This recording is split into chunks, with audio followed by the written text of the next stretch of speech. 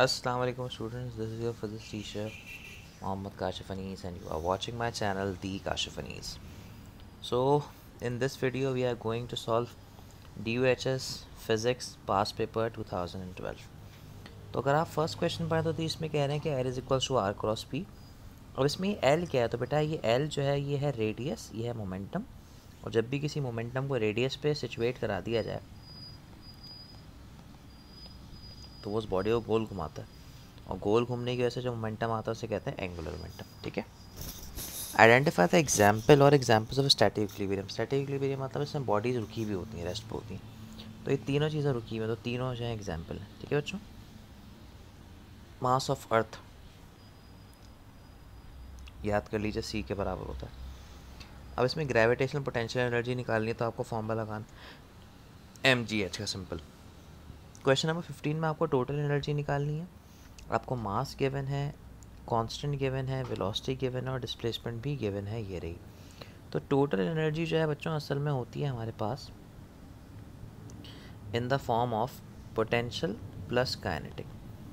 अब देखें काइनेटिक के लिए तो फॉर्मूला वही लगेगा हाफ mv², लेकिन पोटेंशियल के लिए जो फॉर्मूला लगेगा वो लगेगा हाफ kx²। ठीक है, सब चीज़ें हैं, बस पुट करके सॉल्व करना है। The superposition of two lights produces interference. अच्छा, जो नेक्स्ट क्वेश्चन है देखिए, इसमें फोकल लेंथ गिवन है, मैग्निफिकेशन गिवन है ट्वाइस, और आपको ऑब्जेक्ट जो है निकालना है, पी निकालना है। तो उसका सिंपल सा शॉर्टकट है, p is equals to m ± 1 upon m whole multiply by f. m की जगह मैग्निफिकेशन, f की जगह फोकल लेंथ, सॉल्व करेंगे आंसर आ जाएगा, p आ जाएगा आपका। प्लस माइनस का मतलब अगर रियल इमेज बने तो प्लस वन ऑफ माइनस।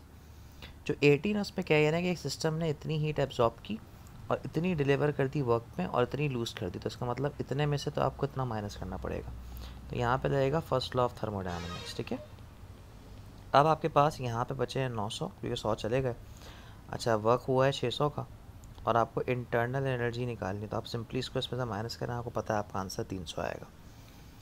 ऐसा एक्सपेरिमेंट जिसमें सारी की सारी हीट इंटरनल में कन्वर्ट हो, तो देखें इस इक्वेशन को देखें, अगर मैं इसको ज़ीरो कर दूँ तो ये सारी हीट इसमें कन्वर्ट हो जाएगी, और इसको ज़ीरो करने के लिए वॉल्यूम को कांस्टेंट करना पड़ता है, और वॉल्यूम कांस्टेंट वाली प्रोसेस होती है कौन सी, आइसोकोरिक।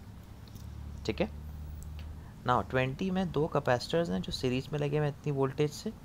टोटल कैपेसिटेंस आपको निकाले तो आसान है बच्चों, सीरीज़ में जब कैपेसिटर लगे होते हैं तो आपको सिर्फ उन्हें 1 अपॉन करके सॉल्व करना होता है, आंसर आ जाता है। इसमें वोल्टेजेस गिवन है और काइनेटिक एनर्जी निकालनी है और एनर्जी गिवन है, सॉरी चार्ज निकालना है। तो voltage is energy upon charge, असल में डेल्टा वोल्टेज लगा दें तो charge is energy upon delta we, solve कर लीजिएगा आंसर आ जाएगा। पावर गिवन है, वोल्टेज गिवन है, करंट निकालना है, तो फॉर्मूला आएगा P इज इक्वल्स टू आई, भी बाकी आप लोग कर सकते हैं। अब bulb having this resistance this voltage, current निकालना है, तो आसान सा formula V is equals to I R. ठीक है बच्चों, ऐसी डिवाइस जो म्यूचुअल इंडक्शन पे काम करती है उसका नाम होता है ट्रांसफार्मर। अच्छा, दूसरा सवाल है बड़ा आसान सा, इसमें देखिए टाइम गिवन है, वोल्टेज गिवन है, करंट गिवन है, इंडक्टेंस निकालनी है। तो zeta is equals to L delta I upon t लगेगा, एल को सेपरेट कर लीजिएगा आंसर आ जाएगा। कोई ऐसा इंस्ट्रूमेंट जो बीच स्टोन ब्रिज पे काम करता है, तो अगर आपने मेरे लेक्चर्स देखे हैं तो उसमें ऑल ऑफ दीज का आंसर आपको पता होना चाहिए। Ammeter reads up to this current, the internal resistance is this, to increase the range from this the value of the required shunt will be. Shunt की वैल्यू आपको निकालनी है, जो कि फॉर्मूला होता है I minus I G upon I minus I into sorry I G into R G over I minus I जी।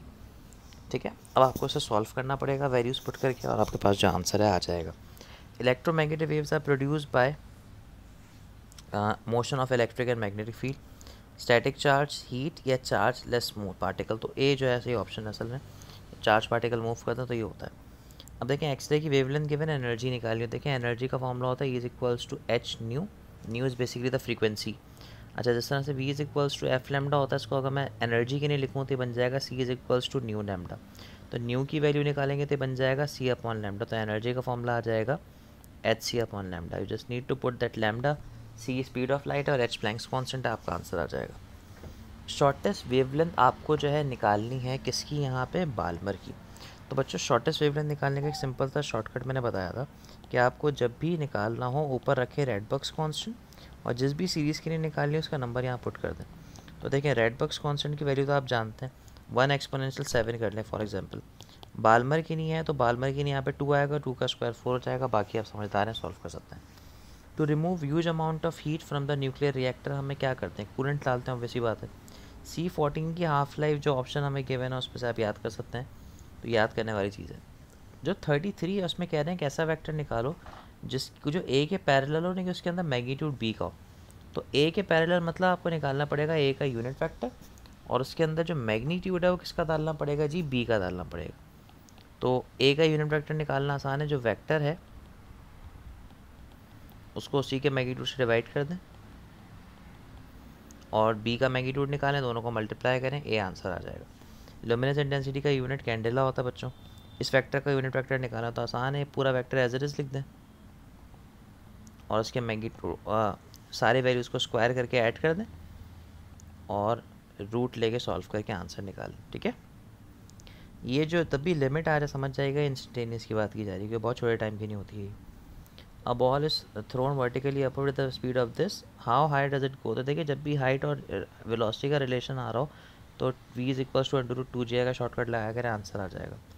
अब देखिए इसमें आपको क्या हॉरिजॉन्टल रेंज निकालनी है, एंगल 45 है, इसका मतलब मैक्सिमम रेंज निकालनी है, तो फॉर्मूला हो जाएगा v0² बस। 1 रेडियन में होते हैं 57.3 डिग्री। फ्यूजन और फ्यूजन न्यूक्लियर रिएक्शन में हमें मिलता है। ठीक है बच्चों, that's all for this video. Do subscribe to my channel. Thank you very much.